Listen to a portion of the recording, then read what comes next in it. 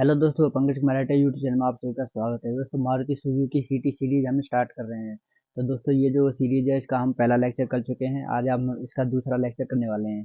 सभी जानते होंगे दोस्तों, इसके जो एग्जाम है बहुत ही नज़दीक हैं। 18 और 19 फरवरी को मानव रचना कॉलेज में, यूनिवर्सिटी में इसके एग्जाम होने वाले हैं। और दोस्तों, सबसे पहले मैं बता दूं, हम जो आज की वीडियो में करने वाले हैं वो सभी एग्जाम पॉइंट ऑफ व्यू से इम्पोर्टेंट रहने वाला है। मैं जो भी सिलेबस कवर कराऊंगा वो सभी एग्जाम के लिए बेहद इंपॉर्टेंट रहेगा। सभी को आपको याद कर लेना, कोई भी छोड़ना नहीं है। और जहाँ ज़रूरत पड़ती है मैं वहाँ ट्रिक्स का भी इस्तेमाल करूँगा।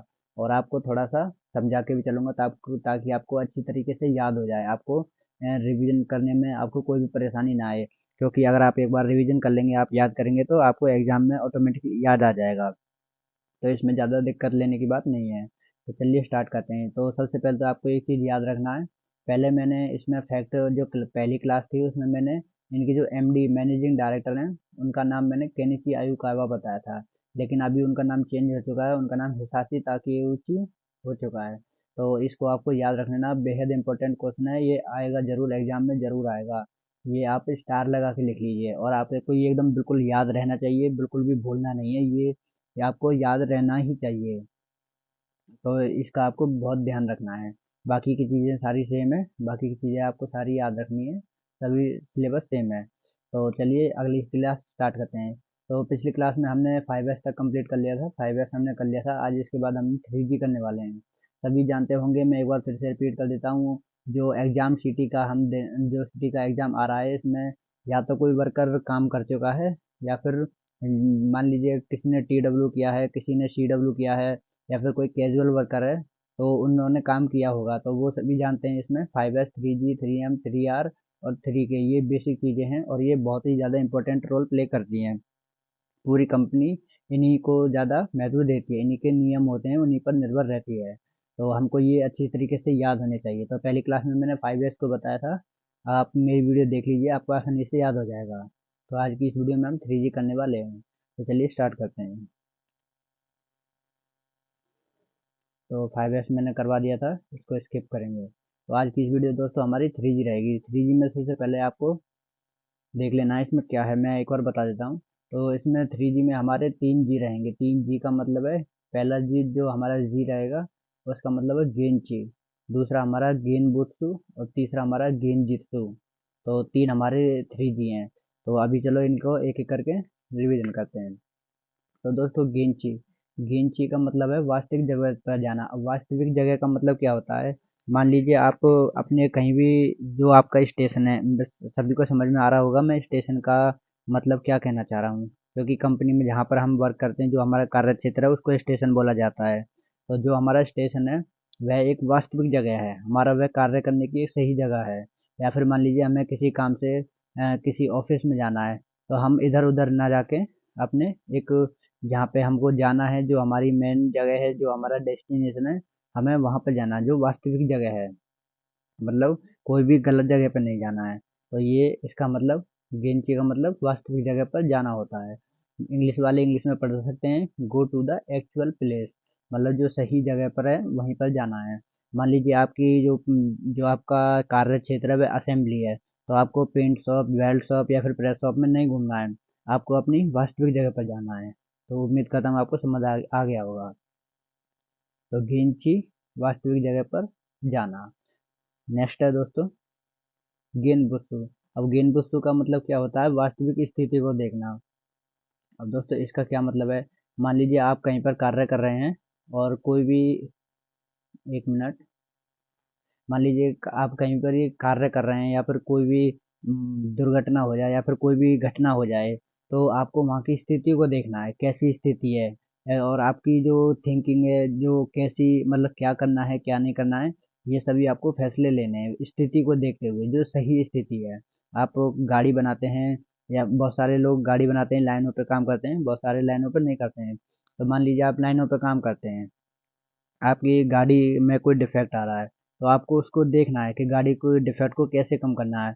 उसकी स्थिति को देखना है, गाड़ी की स्थिति को। अगर वह चलती है, मतलब उसका जो डिफेक्ट है, आपको सुपरवाइजर से कांटेक्ट करना है और उसको, सुपरवाइजर को बता देना है। इस तरीके से जो भी स्थिति बनेगी उन सभी पे आपको ध्यान देना है। तो ये इसका मतलब यह है, वास्तविक स्थिति को देखना। हाँ, नेक्स्ट है हमारा, तो ये आपको गेन वस्तु का पता चल गया होगा। गेन वस्तु वास्तविक स्थिति को देखना। इसका मैं अगर आपको ट्रिक बताऊं तो आप ट्रिक में याद कर सकते हैं। गेंची का तो आप नॉर्मली याद कर लेना। गेन वस्तु का आपको दिखाई दे रहा होगा यहाँ पे गेन। गेन को आपको गन से याद रखना है। गन यानी जो बंदूक होती है, बंदूक होती है, सभी जानते होंगे गन मीन बंदूक होती है। तो जब कोई बंदा है वो किसी के ऊपर बंदूक तानता है, तो जो बंदा है वह घबरा जाता है और अपनी स्थिति को, जो वास्तविक स्थिति है उसको नहीं देख पाता है कि क्या हो रहा है मेरे साथ, क्या नहीं हो रहा, क्योंकि वह घबरा जाता है। तो इस तरह आप याद कर सकते हैं जिसके गन वस्तु वास्तविक स्थिति को देखना, क्योंकि उसको देखना चाहिए, उसके ऊपर उसके सिर पे बंदूक रखा है तो उसको वास्तविक स्थिति को देखना चाहिए। तो इस तरीके से आप याद कर सकते हैं। अगर आपको मेरी ये ट्रिक पसंद भी नहीं आ रही है, लेकिन आप मैं 100% कह सकता हूँ आपको याद हो गया होगा, क्योंकि आपके दिमाग में, माइंड में गन से अब वास्तविक स्थिति ही आएगी। जो मैंने अभी कहानी बताई छोटी सी, ये आपके दिमाग में फिट हो गई है। तो जब भी आप एग्जाम में देखेंगे ऑप्शन, तो आपको तुरंत याद आ जाएगा। गन नाम देखते ही, गन बुक शुरू पढ़ते ही आपको याद आ जाएगा, अरे गन, गन तो एक बंदे के सिर पे तानी गई है और उसको वास्तविक स्थिति को देखना है। तो इस तरीके से आपको याद कर सकते हैं। चलिए नेक्स्ट देखते हैं। नेक्स्ट है हमारा गेंजित्सु। गेंजित्सु, इसका मतलब है आवश्यक कार्यवाही करना। अब दोस्तों इसका मतलब क्या है? जब हमारा कोई भी, मान लीजिए कोई भी घटना होती है, तो उस समय पर हमें क्या करना है? या मान लीजिए कोई भी पेंट शॉप, मान लीजिए कोई पेंट शॉप है, या फिर वेल्ड शॉप, मान लीजिए वेल्ड शॉप में वेल्डिंग का काम होता है। अगर वहाँ पे कोई भी घटना होता है या हो जाती है, किसी की उंगली में चोट लग जाए, तो ऐसा नहीं है कि आपको बताना नहीं है। आपको जो ज़रूरी कार्रवाई है वो पहले करनी है। जो ज़रूरी एक्शन है वो पहले लेना है। मान लीजिए कहीं पे पेंट शॉप है, उसमें केमिकलों का यूज़ होता है और उसमें आग लग जाए किसी गाड़ी में, या कहीं पे किसी जगह पे आग लग जाए, तो आपको वहाँ पे भागना नहीं है। आपको ज़्यादा शोरगुल नहीं करना। आपको वहाँ पे जो कि ज़रूरी एक्शन है वो लेना, जैसे light of, main switch off बंद कर देना, या फिर जो असेंबली पॉइंट है वहाँ पे पहुँच जाना। तो इस तरीके से मतलब हर चीज़ के लिए एक सही कार्य करना जो ज़रूरी है, फालतू की चीज़ें ना करें। ये इसका मतलब ये है, फालतू के कार्य ना करने से जो ज़रूरी कार्य हैं सिर्फ वही करना, टेक नेसेसरी एक्शन। ये आपको ध्यान रखना है, जो ज़रूरी एक्शन है सिर्फ उन्हीं को लेना है। तो गेंजुत्सु को आप याद कैसे कर सकते हैं? दोस्तों गंजित्सु का आपको इसमें थोड़ा आपको पढ़ने में दिखाई देगा। गंजित्सु, गंजी मतलब गेंजा, गंजा, गंजी, गंजी, गंजी, गंजा, गंजी, गंजा। गंजा आप सभी जानते हैं, जो टकला आदमी होता है जिसके सिर पे बाल नहीं होते, उसे गंजा बोला जाता है। अब गंजेसु, गेंजिसु, गेंजिसु का मतलब है दोस्तों जिसके बाल नहीं है, उसको कुछ ना कुछ तो कार्रवाई करनी पड़ेगी भाई, उसके सिर पे बाल लाने हैं उसको, उसको भी तो अच्छा दिखना है। तो इसलिए इस तरीके से आप याद कर सकते हैं, या फिर आप अपने हिसाब से कोई भी ट्रिक बना सकते हैं। मेरा कोई खास ट्रिक नहीं बनाया है, आप अपने हिसाब से बना सकते हैं। उम्मीद करता हूँ आपको ये थोड़ा सा समझ आ गया होगा। तो एक बार मैं फिर से बता रहा हूँ। गेंची, गेंची का मतलब है वास्तविक जगह पर जाना, go to the actual place. और दोस्तों गेनबुत्सु, गन उसके सिर पे तनी हुई है इसलिए वह वास्तविक स्थिति को नहीं देख पाया, हालांकि उसको देखना चाहिए। तो वास्तविक स्थिति को देखना, सी द एक्चुअल थिंग। और गेंजित्सु, गेंजित्सु का मतलब आवश्यक कार्यवाही करना, टेक नेसेसरी एक्शन। गेंजित्सु क्योंकि गंजा आदमी है, उसको कार्रवाई करनी पड़ेगी तभी उसके सिर पे बाल आएंगे। तो उम्मीद करता हूँ आपको ये समझ आ गया होगा। तो गेंजी, गेंची, गेंज, गनबित्सु, गेंजित्सु, आपको तीनों याद रखने हैं।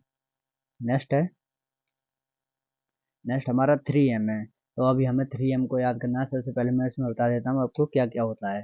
3M में सबसे पहले होता है हमारा मुरी, मुरी, मुरा और मुदा। ये आपको तीनों याद रखने हैं।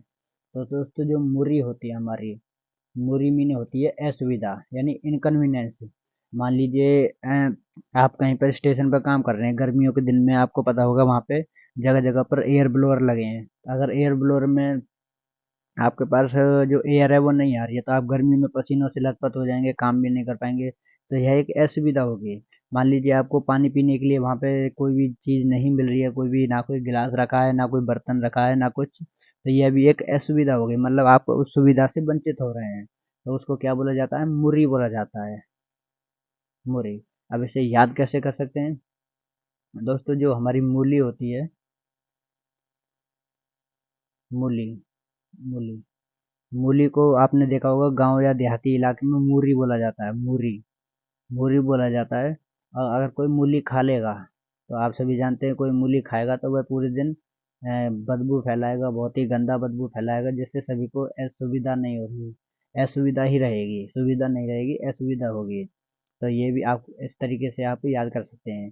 दोस्तों मानता हूँ थोड़ा अटपटा सा मैंने ट्रिक बनाया, लेकिन काफ़ी कारगर ट्रिक है, आपको याद रहेगा।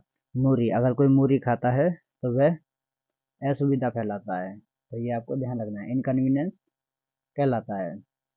नेक्स्ट है दोस्तों हमारा मूरा। मूरा का मतलब है अनियमितता, इरेगुलरिटी। मतलब हम कोई भी कार्य रेगुलर नहीं करते हैं। मान लीजिए हम छुट्टियां करते हैं, बहुत ज़्यादा एब्सेंट होते हैं, या फिर हम बहाना बना के कंपनी से गोल हो जाते हैं। कई बार होता है कि बंदे बहाना बनाकर हाफ डे करके घर चले जाते हैं, तो ये नहीं करना है। ये आपको बिल्कुल भी नहीं करना है। अगर आपकी ज़्यादा एब्सेंट हो जाती हैं तो आपको पता ही होगा सिटी में भी एग्जाम में बैठने का मौका नहीं मिलता है, तो ये नहीं करना है। तो मुरा का मतलब हमारा क्या होता है, अनियमितता यानी इरेगुलरिटी। जो बंदा रेगुलर नहीं होता, इरेगुलरिटी। अब मुरा को कैसे याद कर सकते हैं, ये आप अपने अपने हिसाब से ट्रिक ट्रिक जो भी बने आप बना सकते हैं। तो इसका मैं कोई भी ट्रिक नहीं बता रहा हूँ। अब नेक्स्ट है दोस्तों हमारा मुदा। मुदा का अर्थ है दोस्तों मितव्ययता यानी वेस्ट। मान लीजिए कोई भी चीज़ है, कोई भी खाना है। आप सभी जानते होंगे जब टी ब्रेक होता है, हमारा 2 टी ब्रेक मिलते हैं इसमें। तो इसमें जो खाना आता है, जो स्नैक्स आते हैं, हम खा लेते हैं, बाकी का खाना हमारा वेस्ट हो जाता है। या फिर हम कभी-कभी जो कि लंच करने जाते हैं, तो लंच के टाइम पे हम अपनी थाली या प्लेट में खाना छोड़ दें, तो वह क्या होता है, वह वेस्ट ही तो होता है। तो वेस्ट भी आपको नहीं करना है। अब इसको याद कैसे करना है, तो इसमें आपको देखने को मिल रहा है मुदा। हालांकि मुदा को हम मृदा भी पढ़ सकते हैं। अगर मैं इसको ऐसे कर दूं तो ये मृदा बन जाएगा। मृदा, मुदा, मृदा। मृदा मीने मिट्टी। तो जो भी हमारे वेस्टेज होती है वह कहाँ मिल जाती है, मिट्टी में मिल जाती है, क्योंकि हम उसको नहीं खाते तो वह खाना बेकार हो जाता है, उसको फेंकना पड़ता है। तो वह मृदा में मिल जाती है। तो इस तरीके से आप याद कर सकते हैं। हालांकि यह मुदा है, आपको ध्यान रखना है। मुदा। तो ये आप आसानी से याद कर सकते हैं। तो एक बार मैं फिर से रिपीट कर देता हूँ। मुरी, मुरा, मुदा। मुरी मीने असुविधा, इनकन्वीनियंस। मुरा मीने अनियमितता, इरेगुलरिटी। और मुदा का मतलब वेस्टेज यानी मितव्ययता। तो वेस्टेज हमें नहीं करना है। तो उम्मीद करता हूँ आपको ये याद हो गया होगा। तो चलिए नेक्स्ट की तरफ चलते हैं। अब दोस्तों अब हम करने वाले हैं 3R। आप सभी जानते होंगे 3R का बहुत ही ज़्यादा इंपॉर्टेंट रोल है कंपनी में। 3R क्योंकि कंपनी अपनी साफ सफाई और रिसाइकल वगैरह इनके ऊपर काफ़ी ध्यान देती है, तो इसलिए एक इम्पोर्टेंट है। तो इसके बारे में बता देता हूँ। तो सबसे पहले है रिड्यूस। रिड्यूस का मतलब है कम करना। दोस्तों ये कम काम नहीं है, इसका मतलब है कम करना। कम करना, रिड्यूस। रिड्यूस मीने कम करना, बहुत ही आसान है। रिड्यूस का मतलब भी कम करना ही होता है। अब कम करना हमें क्यों दिया गया है, तो ये आपको ध्यान रखना है। मान लीजिए हम किसी चीज़ का प्रयोग बहुत ज़्यादा कर रहे हैं, जबकि हमारा काम कम चीज़ में चल सकता है, तो हम उसका प्रयोग भी कम कर सकते हैं। उदाहरण के लिए मान लीजिए पेंट शॉप है। पेंट शॉप में पेंट का काम होता है, इसलिए वहाँ पे ग्लव्स वगैरह दिए जाते हैं। मान लीजिए बंदे को एक ग्लव्स दिए जा रहे हैं। अब एक दिन में उसे 2 ग्लव्स दिए जा रहे हैं, दोनों हाथों के लिए 2 ग्लव्स। एक जोड़ी ग्लव्स लंच से पहले, एक जोड़ी ग्लव्स लंच के बाद। लेकिन बंदे क्या करते हैं कि अपने 3-4 जोड़ी अपने पास रख लेते हैं। हालांकि काम उनका 2 जोड़ी का होता है, लेकिन रखते वो 3 से 4 जोड़ी, 5 जोड़ी रखते हैं। तो ये एक गलत वो हो गया प्रयोग, और ज़्यादा प्रयोग। हालांकि वो काम कम में भी चल सकता था, एक जोड़ी लंच से पहले, एक जोड़ी लंच के बाद। तो उसी काम को हमने ज़्यादा में किया है, ज़्यादा ग्लव्सों में। तो ये क्या हो गया, यह उसका रिड्यूस नहीं हुआ है। तो यह इसका मतलब, रिड्यूस का मतलब कम करना होता है। उसी काम को कम से कम चीज़ों में, साधनों में कर देना। तो इसका मतलब होता है रिड्यूस। तो आपको ध्यान रखना है। इसकी डेफिनेशन भी आती है, किसी काम को कम से कम साधनों में पूरा कर देना, उसका मतलब क्या होता है, रिड्यूस होता है। तो ये आपको याद रखना है। इसमें कोई भी ट्रिक की ज़रूरत नहीं है, बहुत ही आसान है। रिड्यूस का मतलब भी हिंदी में कम करना ही होता है। अब नेक्स्ट है दोस्तों हमारा रीयूज। रीयूज का सभी जानते होंगे, रीयूज यानी दोबारा से यूज करना। मान लीजिए बहुत सारी चीज़ें हैं जिनका प्रयोग हम दोबारा कर सकते हैं। जैसे कि अभी जो हमारी कंपनी होती है, मारुति सुजुकी कंपनी होती है, उसमें सभी जानते होंगे सजेशन फॉर्म दिए जाते हैं हर महीने, ताकि उसमें आप अपने सजेशन लिखें, अगर कोई चीज़ रीयूज करी जाए या फिर कैसे रीयूज कर सकते हैं इसके बारे में सजेशन दे सकते हैं। तो कंपनी क्यों देती है? ताकि बंदे अपने अपने आइडिया कंपनी के आगे रख सकें कि किसी चीज़ को कैसे दोबारा प्रयोग कर सकते हैं। मान लीजिए मैं एक उदाहरण के लिए बता देता हूँ। हमारे ग्लव्स होते हैं, ये ग्लव्स जो किसी ने यूज़ किए, ये ग्लव्स यूज़ किए तो ये हो गए ख़राब। अब इनको ख़राब होने के बाद इनका कुछ नहीं होता, फिर इनको फेंकना पड़ता है। लेकिन अगर हम इनको ना फेंक के कहीं और जगह पे भी यूज़ कर लें, ख़राब ग्लव्स को भी कहीं और यूज़ कर लें, मान लीजिए किसी जगह पे हमें नीचे कपड़ा बिछाना, गंदा कपड़ा बिछाना है, तो वहाँ पे गंदे कपड़े बिछाने की जगह पे हम गंदे ग्लव्स को बिछा सकते हैं। एक साफ़ कपड़ा बिछाने की जगह अगर गंदा कपड़ा नहीं है तो गंदे ग्लव्स से हम काम चला सकते हैं। तो इसका ये दोबारा प्रयोग हो गया। तो ये भी आपको ध्यान रखना है, रीयूज मतलब दोबारा प्रयोग करना। मान लीजिए कोई पेपर है, कोई पेपर हमने एक साइड से उसमें फिल कर लिया, एक साइड से हमने लिख दिया, तो उसका दूसरी साइड तो ब्लैंक है। तो अगर हम उसको पेपर को फेंकते हैं तो उसको फेंकना नहीं है, उसको दोबारा प्रयोग में ला सकते हैं, उसे पीछे से भी लिख सकते हैं। तो इस तरीके से उसका एक और बार प्रयोग हो गया। तो ये आपको ध्यान रखना है, रीयूज मतलब दोबारा प्रयोग में लाना। नेक्स्ट है रिसाइकल। रिसाइकल मतलब परिचालन करना। जब कोई भी चीज़ होती है, मान लीजिए कोई भी चीज़ है, उसका प्रयोग करने के बाद वह दोबारा से प्रयोग करने के लायक बनाई जा सके, तो उसे हम रिसाइकिल कहते हैं। जैसे कि मान लीजिए कोई चीज़ है, कोई हमारी ए वस्तु है, ये वस्तु है, इसका हमने प्रयोग कर लिया, प्रयोग करने के बाद ये वस्तु हमारी खराब हो गई, तो हम इस वस्तु को दोबारा बनवाकर, दोबारा पहली जैसी बनवाकर इसके प्रयोग में ला सकते हैं। उसे हम क्या बोलते हैं? रिसाइकिल, परिचालन करना। तो ये इसका मतलब हो जाएगा। उदाहरण के तौर पे आप इसका प्रयोग बता देता हूँ मैं आपको। जैसे मान लीजिए कोई भी डांगरी होती है, हालांकि डांगरी को एक बार पहनने के बाद दोबारा कहीं और ही यूज करते हैं, दोबारा नहीं पहना जाता। लेकिन अगर आपके पास कोई डांगरी है, मैं उदाहरण के लिए बता रहा हूँ, मान लीजिए कोई बंदा है, ये कोई डांगरी पहनता है, तो डांगरी कहीं से फट गई है और बंदा उसे फेंक देता है, तो ये फेंकना नहीं है, ये इसको सिल के दोबारा रिसाइकिल करना, दोबारा पहनने के लिए हम बना सकते हैं। तो ये इस तरीके से रिसाइकिल आप समझ सकते हैं। और इसके नाम से भी काफ़ी पता चल रहा होगा कि रिसाइकिल का मतलब दोबारा प्रयोग करना होता है, हिंदी में इसे परिचालन बोलते हैं। तो उम्मीद करता हूँ आपको समझ आ गया होगा।